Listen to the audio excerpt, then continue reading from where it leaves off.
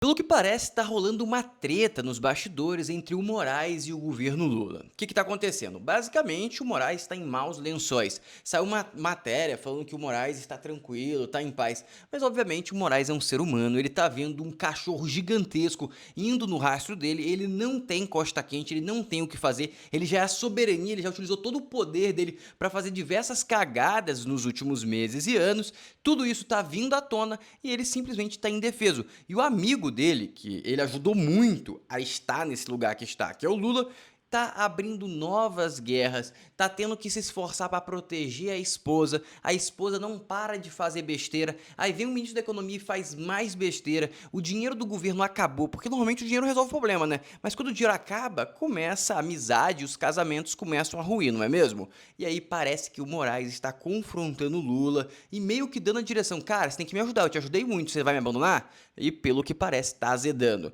Em contrapartida, vem o Nicolas e salva mais uma vez o Brasil, exatamente. A gente vai ter que fazer uma estátua de ouro do Nicolas e ainda vai sair barato para o governo, mesmo que seja de ouro maciço. Por quê, Floriano?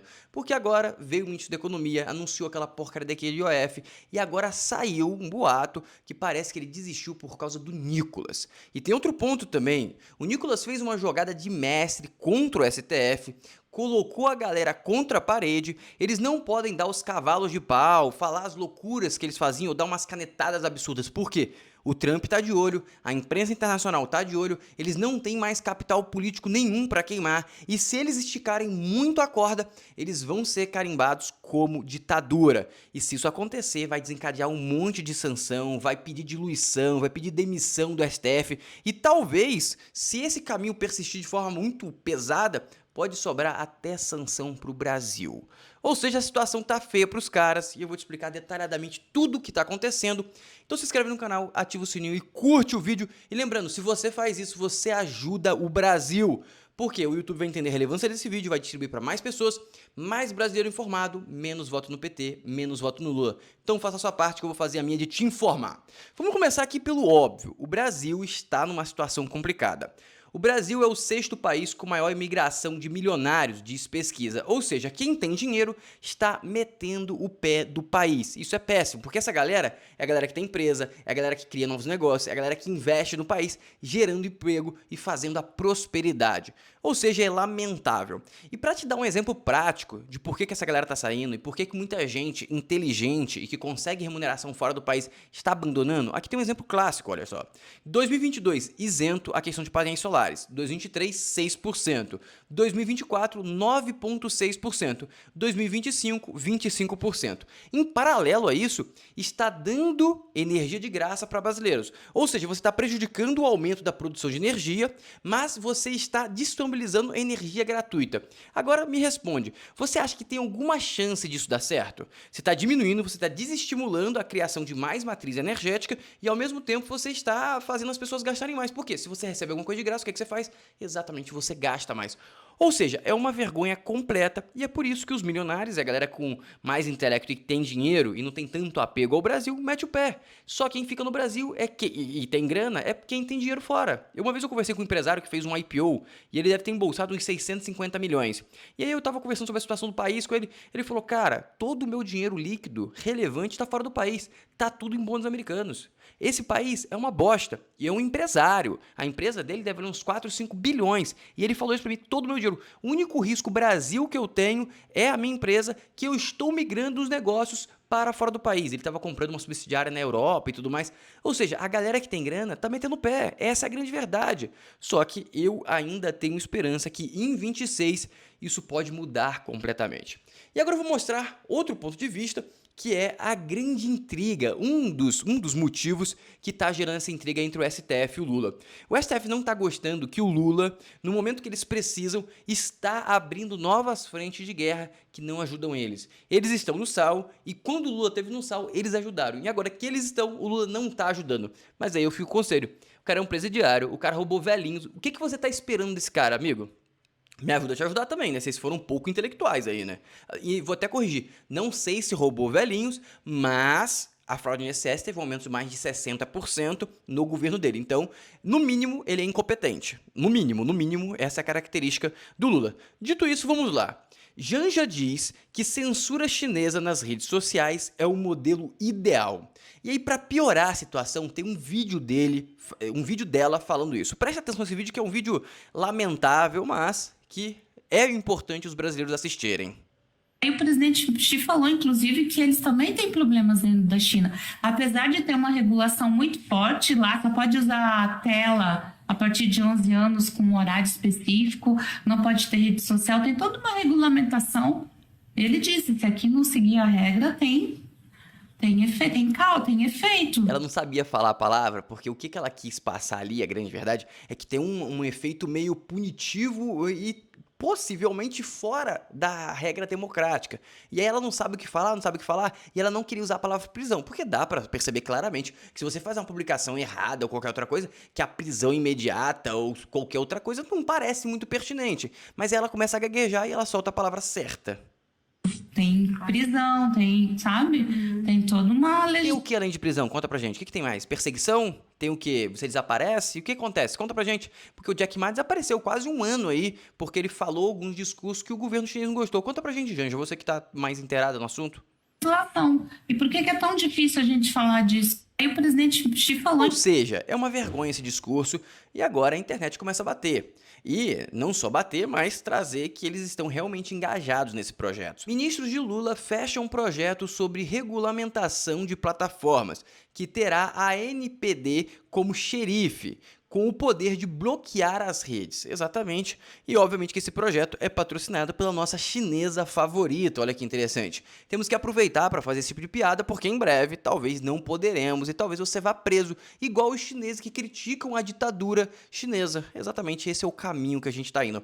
E para piorar toda essa situação, a Marina Helena trouxe uma informação que eu não sabia, tá? Eu acho que ela descobriu também recentemente. Olha que bizarro isso.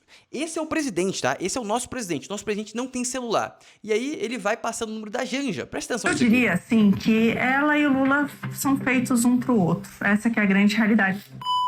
Não sei se vocês viram, hoje o Lula declarou que deu o telefone da Janja para todos os presidentes. Ele falou isso. Olha, passando aqui o telefone da Janja para todos os presidentes do mundo. Quem quiser, eu vou dar o telefone da Janja, porque eu não tenho celular, então eu tenho que dar de um assessor. E às vezes o assessor demora para me dar o recado, demora para atender. Então quem vai cuidar disso agora é a Tem Janja. alguma chance disso dar certo? Tem alguma chance de um presidente que não tem celular comandar o país? Quem está comandando o país é a Janja, que é uma completa pessoa com nível intelectual defasado e a fala dela é pausada. Você pensa que ela fala, não sei o que, ela não consegue nem substituir as palavras. Ela não tem nenhum repertório suficiente para utilizar outra palavra em vez de prisão, porque ela sabe que prisão é uma palavra pesada. Ela pode falar, ele pode ser levado à reclusão, ele vai levar alguma multa. Ela não tem nem vocabulário, ela não tem nem conhecimento e capacidade cognitiva para amenizar umas falas que ela reconhece durante o vídeo. Você percebe que ela dá uma pausa, dá uma gaguejada,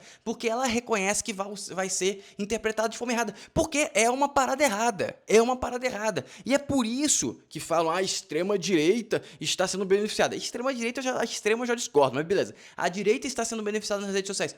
Não é isso, a gente fala a verdade. Você quer convencer a população que censura é bom. Como que você convence isso? A gente tem os Estados Unidos, que as pessoas fogem daqui, quase morrem para entrar naquele país, porque lá você ganha muito bem, e lá não tem censura. E aí você olha para Venezuela, o pessoal tá fugindo, o pessoal é preso, o pessoal é liquidado pelo governo, e aí lá tem censura. Qual país você quer se inspirar? Convence a população que a gente tem que virar uma Venezuela. Convence. Boa sorte. As redes sociais vão te ajudar nisso? Eu acho muito difícil. Dito isso, vemos mais um país extremamente preocupado utilizando a censura como ferramenta de manipulação. Putin proíbe séries e filmes que promovem estilo de vida sem filhos. O que está acontecendo na Rússia? O censo demográfico é que está caindo muito. Basicamente, os russos não estão tendo filhos. E basicamente a população russa vai desaparecer em algumas décadas. Desaparecer, obviamente eu estou sendo extremado, mas basicamente ficar num tamanho irrelevante e o Estado russo vai ser simplesmente desexistente, vai descontinuar, em resumo. Por quê? Porque não estão tendo filhos. As gerações de lá, a economia tá uma bosta, ninguém quer ter filho porque não tem dinheiro. Você criou um ambiente muito hostil para a criança e dessa forma não estão querendo. E parece, isso aqui é uma informação extra, parece que na Rússia, o Kremlin, que lá onde como se estivesse falando Brasília, como Planalto, estivesse patrocinando festa. Lá parece que o próprio Putin está patrocinando festa para os jovens, festas bem vulgares.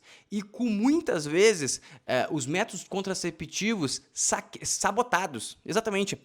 Rolou um boato, eu não sei se é verdade, a primeira parte da festa é um boato bem forte, que parece que é verdade, tem vídeo na internet e tudo mais dessas festas, mas a segunda parte não sei se é verdade. Mas parecia que o governo da Rússia estava sabotando os métodos contraceptivos. Você era mulher, você ia lá colocar um DIU, por exemplo, eles colocavam um DIU mal colocado, faziam um negócio lá que não ia dar certo e realmente você ia ter filho se você fizesse algo, e a camisinha a mesma coisa. Ou seja, é um nível de loucura é muito grande. Mas eu entendo também que realmente eles têm um grande problema, eles não têm dinheiro para dar incentivos tipo a Alemanha. A Alemanha começou a paralisar, estava caindo muito a população, eles deram tanto incentivo hoje na Alemanha, se você tem um filho, você vai ganhar bolsa de não sei do que, você vai ter auxílio até ele fazer 19 anos, você ganha $500 de auxílio não sei o que, ou seja, acho que dá para conseguir, dependendo do seu estado financeiro, de quanto que você tem de renda normal, você pode conseguir até 1.200 euros por ter uma criança. E com 1.200 euros na Europa, você consegue viver de forma razoável, tá? Principalmente se você não precisar trabalhar, porque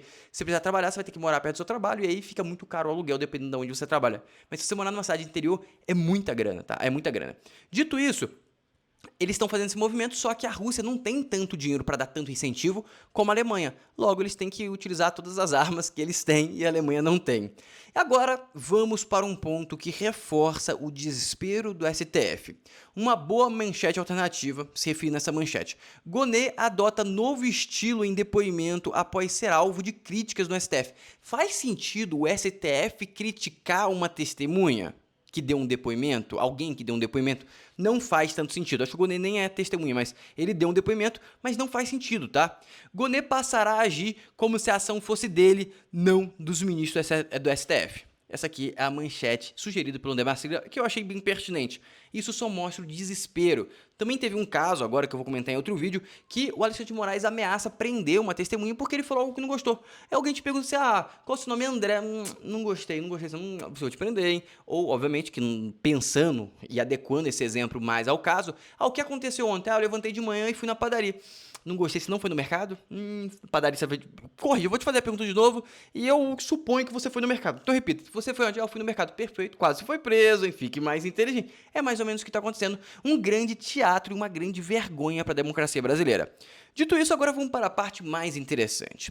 A parte que o Nicolas salvou o Brasil, exatamente. Isso não é nem segundo eu, tá? Tem manchetes e tem a própria Globo que deixa isso subentendido, eu vou te explicar. Presta atenção nesse vídeo aqui.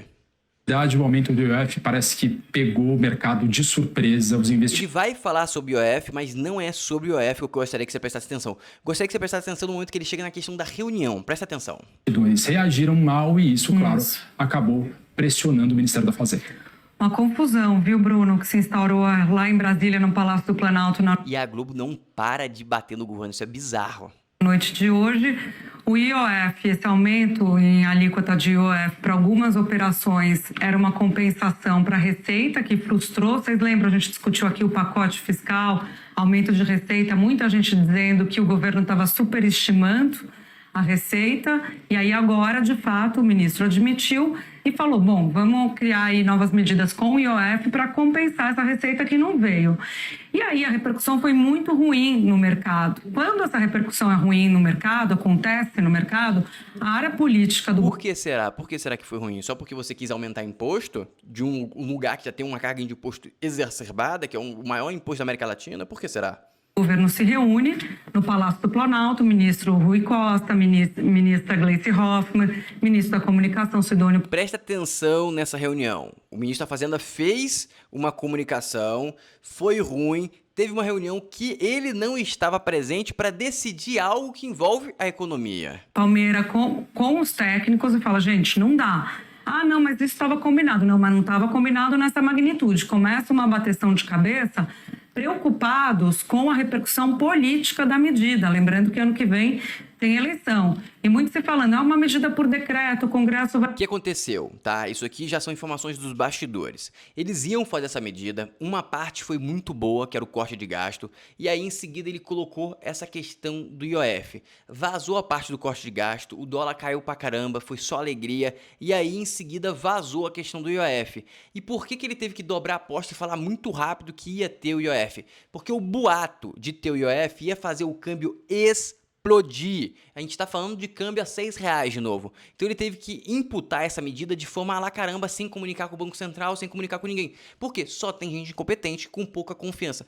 Provavelmente tem alguém vendido na equipe dele que fica vazando informação. E aí vaza informação e ele tem que pular de cabeça no que ele ia fazer mesmo, porque senão ia acabar de ir pra vaca pro brejo. O que ia acontecer? Todo mundo ia tirar o dinheiro antes da taxação e simplesmente o dólar ia acabar de ir para casa do chapéu, que subiu já e deve subir mais na minha humilde concepção, e isso deve fazer o quê? Exatamente a inflação, que vai deteriorar ainda mais a reputação do governo. Mas olha só, eles tomam uma decisão sem o ministro da Fazenda, presta atenção.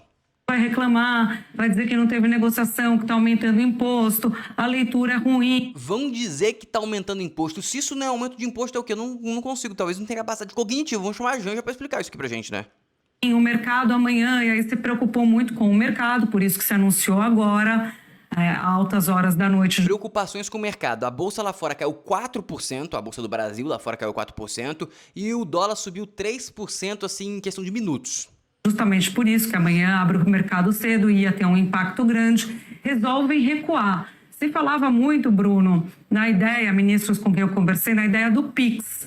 Lembra da bateção de cabeça do PIX? Que ficou... Olha o Nicolas aí, olha o Nicolas aí. Ficou ruim para a imagem do governo, que a Fazenda vendeu que não era uma mudança e no final das contas tinha uma mudança sim, que quem não pagava... Que a Fazenda tá tentando vender que isso não é imposto. E qual que é o nome do negócio? Imposto, não é possível. Qual que é o IOF? Imposto.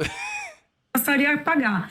Então se lembrou muito dessa confusão que foi criada no PIX e o impacto negativo da Confusão causada pelo vídeo do Nicolas. Comunicação dela, impacto negativo político para o governo. Então, inspirado nesse exemplo ruim do passado, resolveram tentar estancar rapidamente agora, sem a presença do ministro da Fazenda. Mas talvez não dê certo, e olha o que ela fala, sem a presença do ministro da Fazenda, que é lamentável. Isso é importante de falar, o ministro da Fazenda não Nem sei também se é tão lamentável, porque ninguém ali manja de economia, nem o ministro da Fazenda, então tá tudo bem.